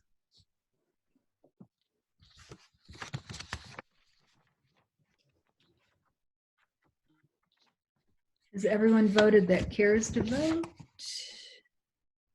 The voting is closed by a vote of 12-0. The motion carries. We're almost finished, I promise. The next change is Article 12, Document Retention Policy. The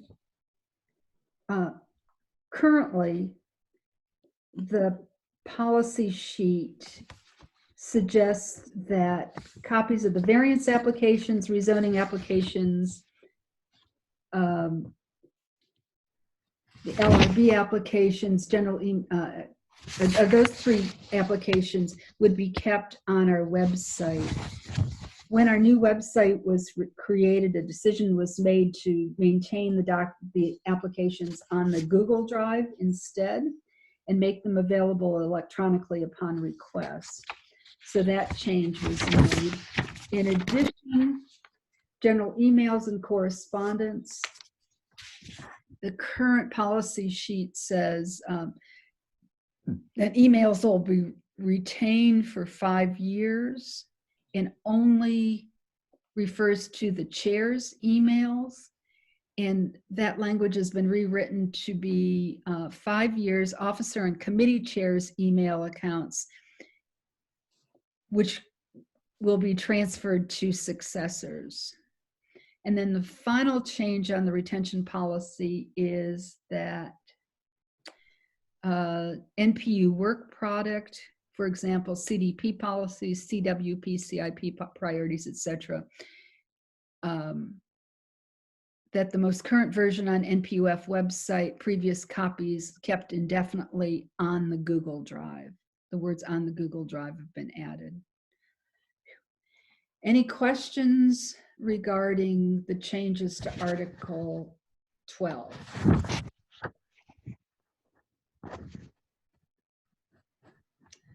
Seeing none, is there a motion? I move that we approve the changes to section 12 of the policy sheet. Okay, is there a second? Second. Thank you, Rich. Any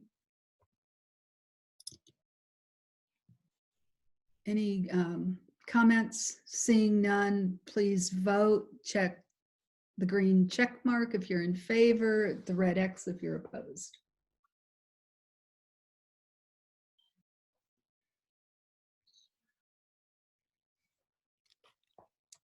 Has everyone voted that cares to vote? The vote is closed and the motion carries by a vote of 10-0.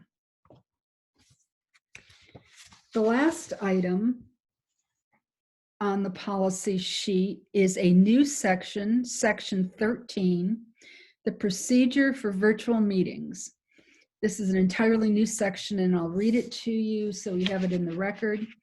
In the event that a meeting cannot be held in person, a virtual meeting may be held via Zoom or other virtual meeting application. Requirements for notice remain unchanged, and all interested parties are welcome to participate in virtual meetings. Participants are required to register with their full name and address and/or neighborhood prior to joining meetings. If more than one individual is using a single device, they must both be identified so that both votes can be counted. All participants will be muted at the beginning of the meeting, and speakers must be recognized by the chair prior to unmuting and speaking. When making a motion or seconding a motion, the individuals will state their name for the record. Eligible participants will vote via voice vote or by using the voting functions of the application, and with the exception that votes to approve agendas and meetings and other routine items that the chair may request unanimous consent. Participants calling in by phone will be polled for their vote. Virtual meetings will be recorded and recordings retained on the Google Drive for the NPU.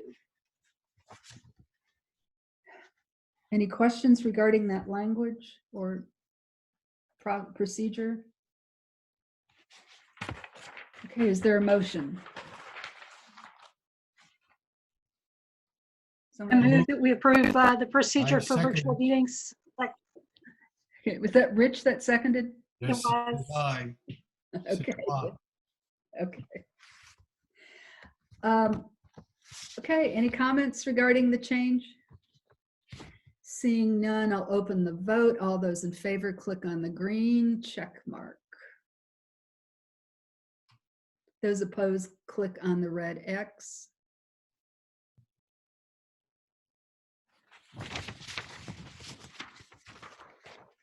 Has everyone voted?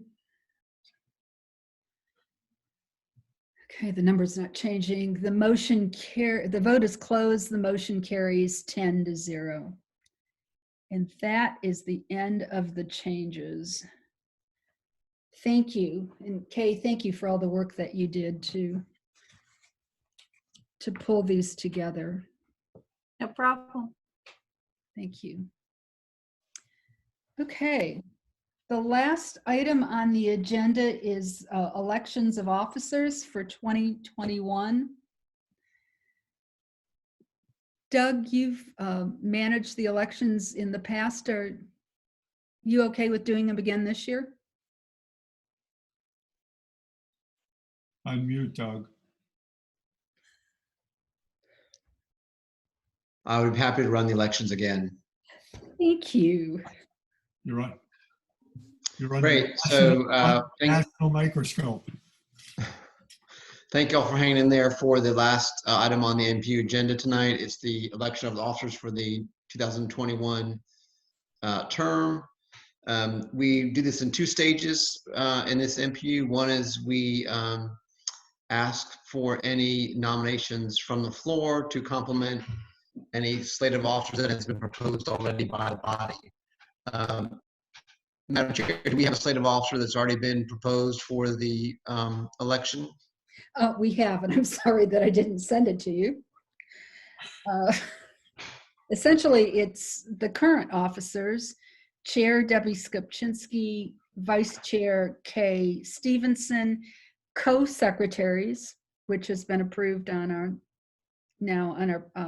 bylaws, Aruna Narasimhan and Carol Shinara, who have been secretaries for the last 2 years. Parks, Trees and Environment, Rich Sussman, Public Safety, Jim Hardy, and Alcohol Permits, Jane Rawlings. And Jim Hardy is also going to share that responsibility. There is no nomination from the committee for zoning or for the education chair. Thank you. In addition to that slate of officers proposed in mass, are there any nominations from the floor of additional candidates for any of the offices that have just been mentioned?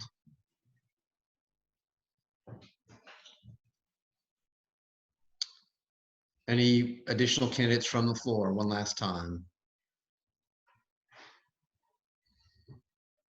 All right, with that, we will close the nomination process, and as such, the slate of nominations read by the chairwoman will be the slate that is for vote at tonight's NPU meeting. So if you agree or approve the slate of officers read into the record by Ms. Skupczynski, please vote via your Zoom voting protocol. The green button for yes and the red X for no. And I would ask that Ms. Stevenson tally the votes for us. And please note you can only vote if you are a NPU member in good standing. We call them verified members. Verified members. Verified. There you go. Is there anyone else that would like to vote? I want to recount, Kay. Hand recount. Let's try to do that. Okay, so I have 12 yeses and 0 nos. Thank you, Kay. Madam Chair, the slate of officers as read into the record has been adopted for the new officers for NPU-F. Great. Thank you, Doug. And thank you all No problem. for reconfirming us for a 2021. Good job. Is there any other business to come before the NPU tonight?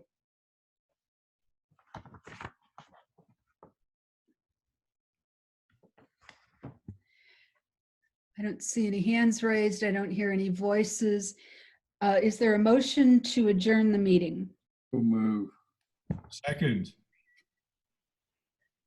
Thank you. All those in favor of adjourning the November NPU meeting, please say aye. Aye. Aye. Yes. Anyone opposed? Please don't be opposed. The motion carries. The meeting is adjourned. Thank you all. Thank you, Debbie. Thank you, Debbie. So much. Have a wonderful, wonderful holiday. And vote early. You guys do the same. Yeah, and if you're expecting an absentee ballot for the District 5 election, they're not being sent out. You have to early vote. But it takes like about 30 seconds. Wait till the second week. Wait till the second week and vote early. And I voted this week and there was like 0. Yeah, I was going to say it's already started. It's Yeah. already started, Rich. So I'm probably going to vote tomorrow. Oh, wow. I thought it opened December 14th. Oh, that's no. This is for the the interim. that little December 5th election. I was talking about